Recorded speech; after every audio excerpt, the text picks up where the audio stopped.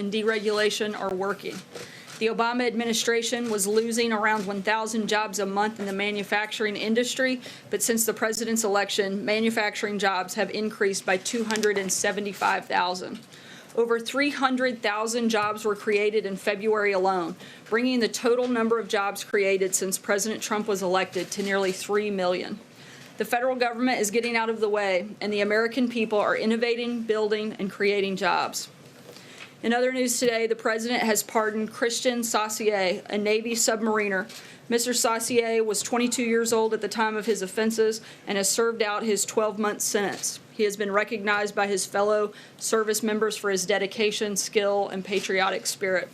While serving, he regularly mentored younger sailors and served as an instructor for new recruits. The sentencing judge found that Mr. Saucier's offense stands in contrast to his commendable military service. The president is appreciative of Mr. Saucier's service to the country. With that, I will take your questions. John. Sarah, what are the considerations that are under discussion for the location that this meeting between the president and Kim Jong-un would take place? Yeah, as we said last night, a time and place have not yet been determined. We'll certainly make those announcements when more decisions and more information is available on that front. What are the considerations that are under discussion for where this could take place? I mean, I take it you wouldn't want to have it in downtown Pyongyang. Yeah, and we're not going to have those conversations between me and you and the press. Those will be conversations that take place at a much higher level and certainly outside of this room. And just if John, I could, sure. The South Korean National Security Advisor said that the U.S. responded positively to a South Korean request for a waiver on the steel tariffs. Can you tell us where you are on that? As the president's proclamation said yesterday, there were 2 countries that were specifically excluded, and there would be the opportunity for us to negotiate on matters of national security with other countries, and we're going to be doing that with a number of different countries. John. Sir, does the president think that Kim Jong-un is sincere about talking about denuclearization?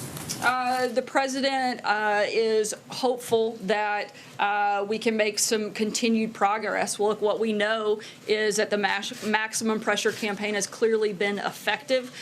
We know that it has put a tremendous amount of pressure on North Korea, and they have made some major promises. They've made promises to denuclearize. They've made promises to stop nuclear and missile testing, and they've recognized that regular military exercises between the U.S. and its ally, South Korea, will continue. The maximum pressure campaign, we're not letting up. We're not going to step back or make any changes to that. We're going to continue in that effort, and we're not going to have this meeting take place until we see concrete actions that match the words and the rhetoric of North Korea. But does he think that Kim Jong-un can be trusted as a negotiating partner? Look, we're not in the negotiation right now. We've accepted the invitation to talk based on them following through with concrete actions on the promises that they've made. And if I could just ask you just one other thing. Lindsey Graham said about this news. He said, a word of warning to North Korean President Kim Jong-un, the worst possible thing you can do with Donald Trump in person is to meet with him in person and try to play him. If you do that, it will be the end of you and your regime.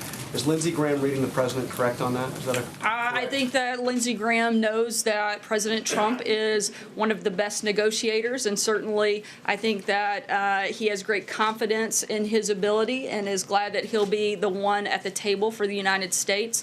I think Senator Graham has been on the other side of that and certainly knows the capabilities and the determination of President Trump. Jeff. Sarah, why did the president accept this invitation without any preconditions? For example, without demanding that the North Koreans release the 3 Americans that are being held there?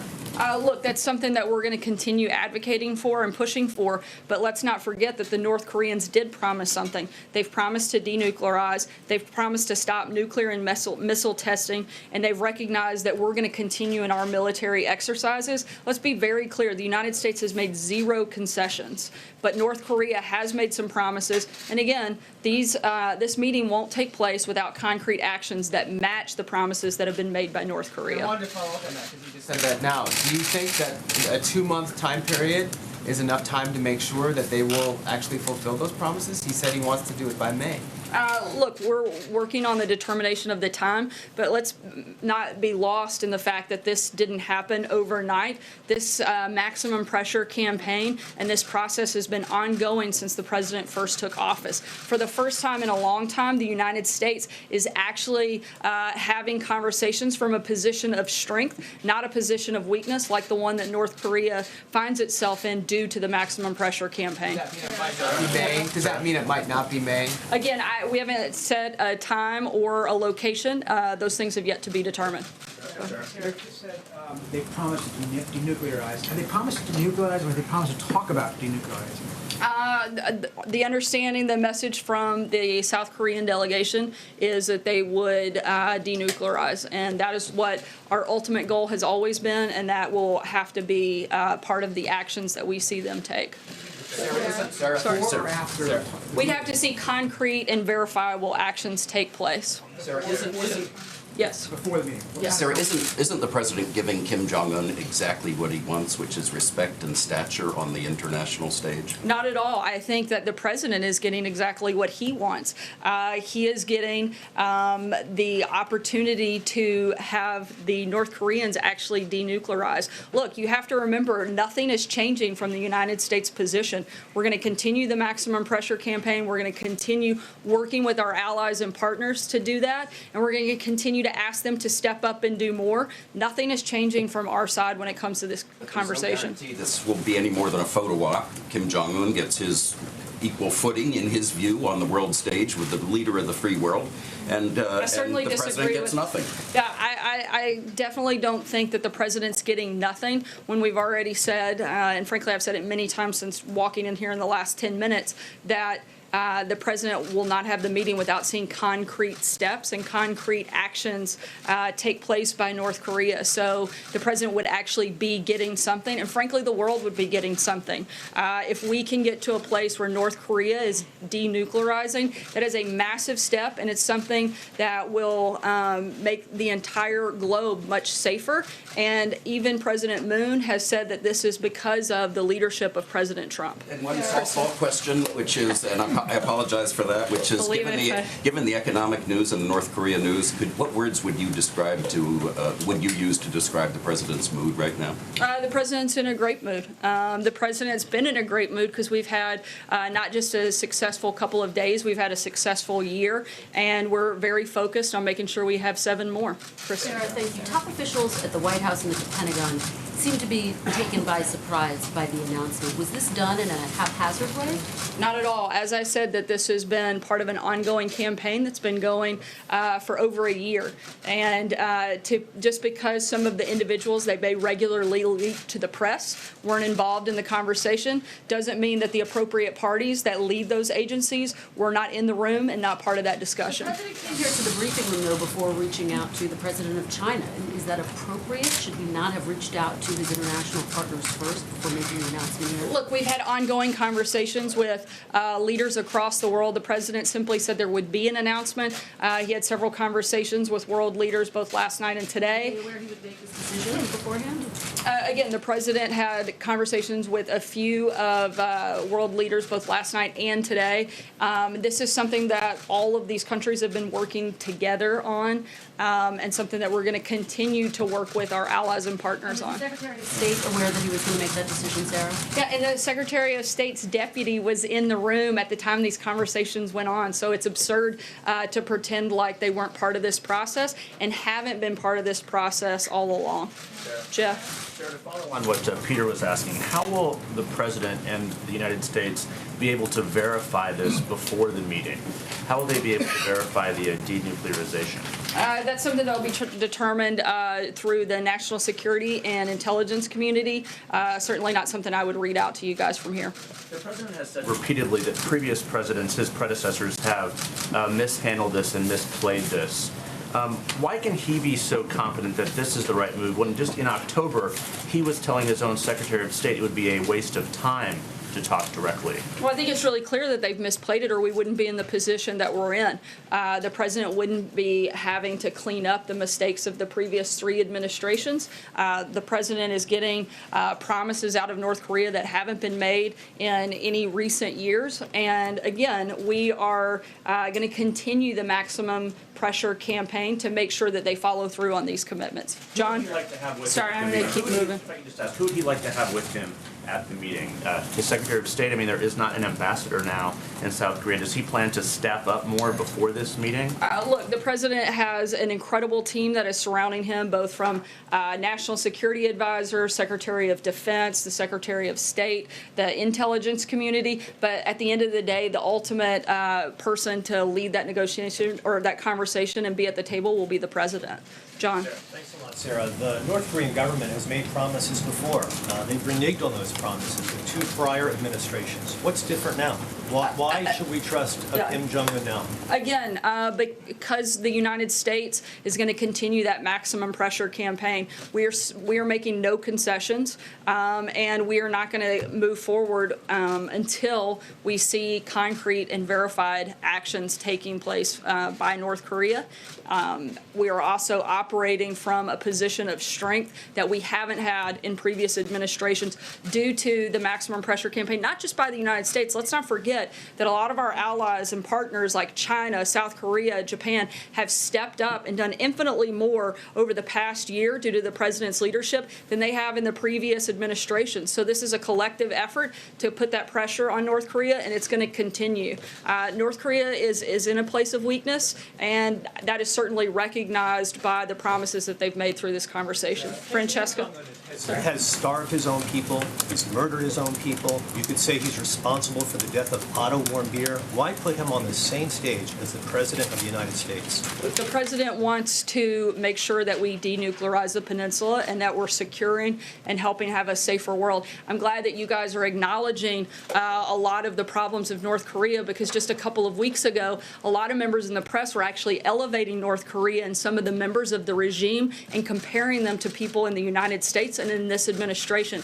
I think that is actually what put North Korea on a similar stage. No action by this administration has even remotely demonstrated a level of rise that the media did during the Olympics and through some of those stories. Francesca. Thank you, Sarah. Yesterday, a South Korean official came out to the stakeout location and said that this meeting would be taking place by May. But you did not say that in your original statement. That's not what you said today, that a place and time has not been set. So was there some sort of a miscommunication by that? Because that is definitely what had been said by Mr. Chung yesterday evening. No, I'm simply saying that a time and place haven't yet been set. Okay, and so moving on from that point, can you kind of explain to us how this did end up coming about last night? Because we had the president pop his head in here at roughly close of business and say to supporters who were around that there was going to be this Maybe announcement. that's y'all's close of business. Our hours must be a little later than y'all's. Yeah, I'm pretty sure you guys were all still here. So popped his head in here, though, and said that there would be an announcement coming around 7 p.m. from the South Koreans. Then the White House ends up telling us that it will be here on this property. Then it wasn't until an hour after that that you even sent out a statement affirming the details, some of the details, not the May part, of what this announcement that President Trump would be meeting with Kim Jong-un. Can you walk us through how that all happened from the president popping in here to the fact that a South Korean official, not the White House, briefed us on our own property outside? Again, this was the result of the South Korean delegation who had met with the North Koreans earlier in the week, coming here to give us an update on their conversations and their meetings and relaying that information and us responding to that. So why And the didn't the reason White for House- the South Koreans, I believe that was the end of your question, addressing is because those were the individuals that had directly spoken with the North Koreans, and they were the ones that were making that response. It was the president's idea to come in here and make that statement? Yeah, absolutely. It was the president's idea to come into the briefing room and alert you all of an announcement coming a couple hours later. April? On the issue of denuclearization, and going back to Peter and to Jeff, there's a black hole when it comes to intelligence as to what's really happening in North Korea. What is going to be put in place specifically to qualify and quantify what is actually there? When you talk about denuclearization, what are you denuclearizing? How many? We don't know specifically. What is in place? Are you going to employ world bodies beyond what you have? What is in place? What do you plan on doing? That's something that's going to be determined by the intelligence community, the national security team, and not something that I would relay from the podium to all of you. But it's very important when you have something, some kind of meeting of this nature, it's very important to understand what is in play, because he could say, I'm denuclearizing and not denuclearize everything. I think it's very important for our intelligence communities and our national security community to understand that, and they do. And that is going to be a major part of any conversation, and something, though, I'm not going to relay at this point, certainly ahead of any conversation. One more subject, last question. When did President Trump, after that photo, see Stormy Daniels? Did he text, email? Do you have any other information? I don't. We've addressed this extensively, and I don't have anything else to add. Deborah? Sarah. I have a California question. Wednesday, Governor Brown said that Donald Trump was declaring war on California. Now, I know that the president's given Jerry Brown money to his campaigns before. Have they talked on the phone recently? And when the president goes to California next week, will it be war or will it be peace? I'm sorry, I couldn't hear the last part. Will it, when the president goes to California, will it be war or will it be peace? What is the president plan on doing? Look, I think if anybody is stepping out of bounds here, it would be someone who's refusing to follow federal law, which is certainly not the president. And we're going for what we hope to be an incredibly positive trip. The president's going to look at prototypes along the border and also meet with and speak to the members of our armed services. He'll be speaking with members from all 5 branches of the military, and I don't think that could be anything but a positive thing. John? Yeah, thank you, Sarah. 2 brief questions. Stating the date coming up and who might accompany the president or who's expected to accompany them, could we assume then that General McMaster will remain National Security Advisor throughout the duration of the negotiations? I have no reason to believe otherwise. And that means, so it could be in the fall of this year, it could be later, but he'll still be on there to advise. Look, I don't have a crystal ball to predict the future, but the president's national security advisor is General McMaster. He's a valued member of the president's team and an important part of this process. Anywhere. I'm sorry, I can't hear you. He's not leaving anytime soon. Not that I'm aware of. No. Sarah, Yeah, Brian, go ahead. Thanks.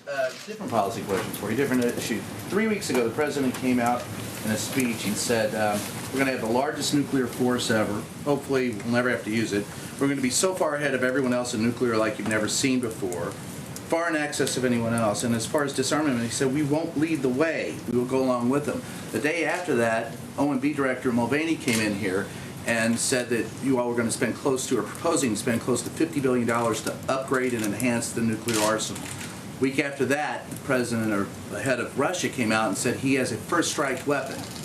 Now, whether or not you believe that he has a first strike weapon, isn't it inherently dangerous for the owners of the 2 largest nuclear arsenals to engage in brinkmanship? And why are we abandoning our role as a peacemaker in disarmament? I don't think that's the point anyone's making. The president wants to make sure that we have the most robust and modern military. He's been in constant conversations with the Secretary of Defense and acting in large part on the recommendations of the Secretary. And I think everybody can certainly rest assured knowing that Secretary Mattis is making good decisions when it comes to how best to rebuild and modernize the military. This is global thermal nuclear war we're talking about. You don't come back from that. Isn't it dangerous to talk about brinkmanship? I think it's dangerous to push something that is a narrative that is not at all what this administration is pushing. We're talking about the safety and security of this country.